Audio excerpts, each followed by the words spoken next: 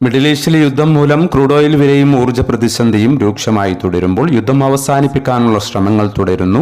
അതുമായി ബന്ധപ്പെട്ട തുടർ നീക്കങ്ങൾ വിപണിയിൽ വലിയ ചാഞ്ചാട്ടങ്ങൾ വരും ദിവസങ്ങളിൽ ഉണ്ടാക്കിയേക്കാം.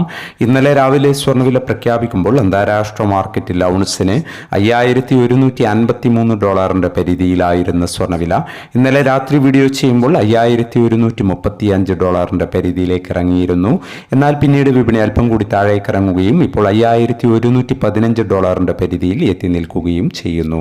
ഇന്നലെ രാത്രി തങ്കവില ഗ്രാമിന് 15,600 രൂപയായിരുന്നു.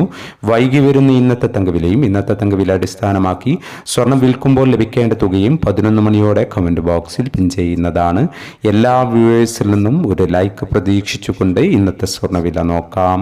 ഇന്ന് പവന് 720 രൂപ കുറഞ്ഞു. ഇന്ന് 13/3/2026 പവന് 1,18,240, ഗ്രാമിന് 14,780.